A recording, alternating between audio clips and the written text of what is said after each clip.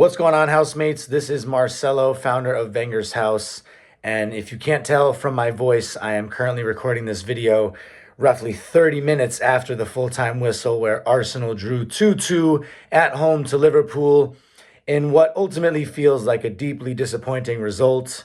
I know that there are a lot of talking points here, and we'll get to all of those, of course.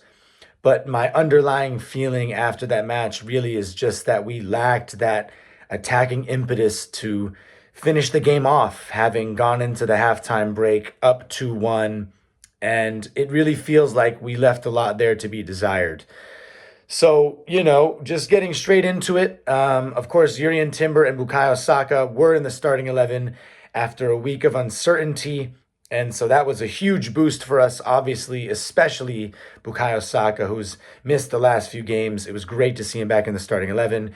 And it only took him 9 minutes to score a brilliant goal to open the scoring. A great ball over the top from Ben White, found Bukayo Saka in space.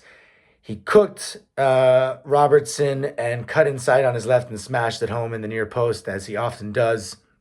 An incredible goal and the perfect start for us, really. I mean, especially for Saka. He's been out of rhythm with a lack of game time, and for him to do that against a team like Liverpool was just so incredible to see. And so that was amazing. And it felt like we were off to a flying start, right? It didn't take too long, though, for Liverpool to equalize, and I have to say, that's 2 games in a row now where we've conceded from a corner kick. Remember, against Bournemouth, of course, their first goal of the game, right? And then, it was just poor marking, I have to say. It was Kai Havertz who fell asleep at the near post. Luis Diaz sort of snuck in front of him and flicked the header on, and Van Dijk was able to sort of tap it in. And so that was Kai Havertz falling asleep there, and it was just a little bit lazy from us defensively and somewhat surprising from a team that we know to be so strong in defending set pieces as well as scoring them, of course. And so it was a very even first half. Just in terms of pure numbers, we were toe to toe with Liverpool. But then right before the halftime break, we scored. We took the lead again. Declan Rice played in a perfect cross from a free kick, and Mikel Merino headed home to get a goal on his full home debut, and that was really great to see because I've seen, at least on the Wenger's House Instagram and on social media, some questions being directed at Mikel Merino, what he brings to the side. I think we're far past the point of doubting Mikel Arteta and his talent ID and the players that he needs to bring in to bring this project to the next level. So it was really good for Mikel Merino to score. And so we go into the half leading, and it was a really strong half from us. Thomas Partey had one of his best performances for Arsenal, really, in that first half. Declan Rice was incredible, Bukayo Saka as well. A number of really strong performances. And so obviously you go into the half nervous because it's such a huge second half, but that first half was very promising for us. And then the second half sort of started off with a worst case scenario. Of course, Saliba was already suspended for the game. And then less than 10 minutes into the second half, Gabriel seemed to tweak his knee. And after trying to continue playing, he clearly wasn't able to. And so he came off in the 54th minute. And so Jakub Kiwior came on in his place. And Kiwior did decently, to be fair to him. I was a little skeptical, particularly with him playing at left back. I didn't want him to start at left back. But with Gabriel coming off injured, of course, he played in his favored center back role. He did all right. I'm not really here to critique Jakub Kiwior, but the reason I started this video off by talking about how disappointed I was is that I just felt that we did not play like a team that wants to be champions. I know that obviously Saliba was injured. Thomas Partey had to play right back, although, again, he played brilliantly, so we can't really use that as an excuse. Of course, Gabriel coming off injured was a huge blow for us because he's one of the leaders in this team. He's a threat from set pieces if we get a corner kick, and he's really strong defensively as well. And he's good at playing out from the back, better than some people like to give him credit for. So that's a big blow for us in terms of morale. But still, we didn't have a shot in the second half until the 77th minute. And I know that we like to make excuses and talk about who our back line was and who we've been missing, but I just don't really care to hear all of that. I really don't. And, maybe I'm being slightly reactionary, but I really feel deep down in my heart that I'm not. If we want to win the league, if we want to do what Man City's done 4 times in a row, if we want to do what Liverpool's done, coming as close as they did so many times, and of course winning it by a landslide in the peak COVID era, right? We can't be making so many excuses. I think that, we just didn't look hungry enough. And to be fair, we did have some really strong moments playing out from the back, breaking the Liverpool press, and looking really confident in possession. But still, I just feel like there wasn't enough for us going forward. And that was really frustrating for me because you think of Klopp's Liverpool, even Arne Slot's Liverpool, and of course Manchester City, right? You gotta take it to the team you're playing against, especially when you're at home. We were at the Emirates. If we were away at Anfield, of course, I would have parked the bus and, well, hopefully not. But, I would have been okay with us parking the bus with a lead and really just grinding out a tight win. But that wasn't the case. I would much rather have seen us go for it and score a third goal. But that wasn't the case. And then, of course, Jurrien Timber came off in the 76th minute. Another big blow for us. Initially, it looked like a case of cramps, but he also eventually was unable to continue. And so now we're looking at Gabriel, Calafiori, Tomiyasu, and Timber, all injured. And that's huge. That's really huge. So Lewis Skelly came on for Jurrien Timber. And for Liverpool's equalizer, Lewis Skelly was a little slow in sorting the ball out, getting the ball out from under his feet. I think he took a second too long. He took a touch or two too long to release the ball to Martinelli on the left wing, where he really could have driven towards the byline or really just went at Liverpool's defense. But as a result of the slightly short hit pass and the late pass, Martinelli's touch himself was a little bit sloppy, showed the ball to Kanate too much.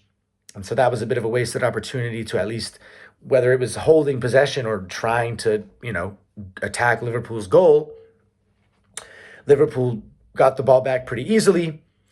The ball was given to Trent Alexander-Arnold. We know he's the best passer of the ball in the Premier League with Kevin De Bruyne. He played a really, really good ball through, it has to be said. We were caught out a bit in defense. And, Mohamed Salah was able to cut across and ultimately finish with a pretty simple tap-in. And so, I think that at the end of the day, we got what we asked for by sitting back as much as we did, by not showing the hunger to show more intent in attacking Liverpool. It was kind of what we deserved at the end of the day. And, maybe with a day or two's time of reflection and composure and calming down, I'll feel a little bit more at peace with it. Because, right, it's been over 8 minutes into this video and I haven't addressed, the very controversial decision at the very end of the game where Jakub Kiwior wins the ball right outside of Liverpool's box. Havertz lobs it over Keller. Ultimately, it's off the crossbar and Jesus is able to tap in, but the ball the whistle had already gone for a foul. And we know that one of the biggest rules of referees in the VAR era, in the VAR era, is to let play continue and then blow the whistle, because if there's anything that the referees missed, or if the VAR room sees something, they can reverse a decision only if the play being studied occurs before the whistle's blown. So I don't think that there's really any clear foul there or any real reason for the goal to be disallowed. And, that frustrated me. Don't get me wrong. I think that we deserved that goal. And so we would have won the game. And a lot of the talking points that I've made in this video maybe would have been somewhat secondary or not quite as relevant. But, my point ultimately stands that it was too little too late. That was the 90th minute or very close to the last minute of regulation time. And so, as frustrating as that is, I just think that we struggled to show the sort of intent that champions do. And I'm not too upset with Arteta. I think it is more about the players we had available. Now, again, I do need to say, of course, we finished the game with a back four of Thomas Partey, Ben White, Jakub Kiwior, and Miles Lewis-Skelly. But I wanted Miles Lewis-Skelly to start this game in the first place. And Jakub Kiwior is our second choice left center back after Gabriel. So I don't think we're in much of a position to be saying that, with the back four we had, that it's enough to excuse that performance. And so I am mindful of the fact that I am still riding on the emotions of this result.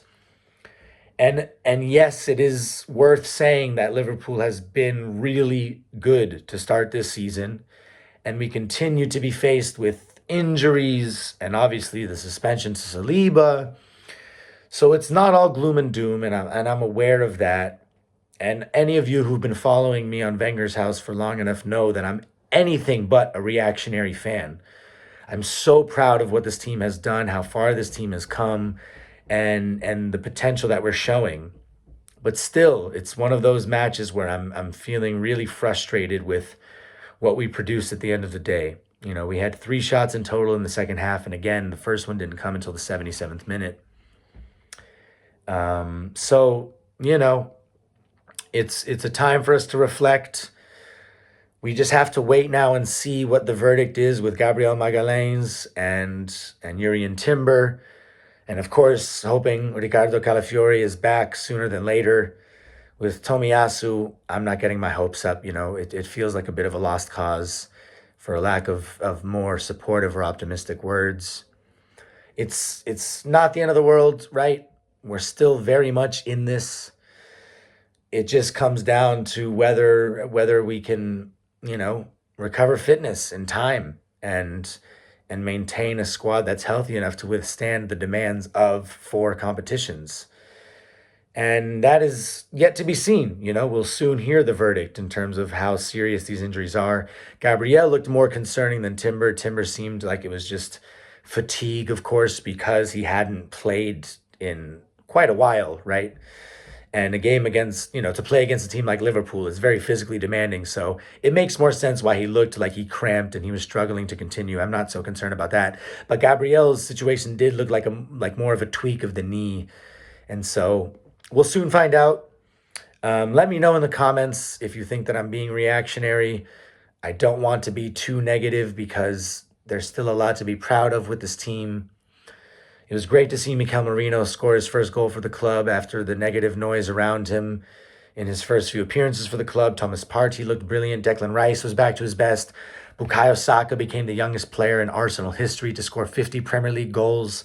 So, there are things to be happy about. But ultimately, it does feel to me like we fell short.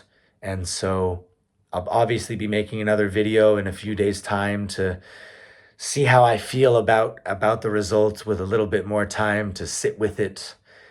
But that's all I have for now, folks. I don't want to ramble on because, like I said, emotions are still riding high and I have to unpack it myself still. So, poor officiating to prevent that goal from at least going to VAR to be reviewed, but a lot left to be desired at the end of the day. So I hope you're able to have a decent week despite the result, housemates, and I look forward to getting back on here soon to speak with you all again. So, let's keep going, Come on, you Gunners. Peace, everybody.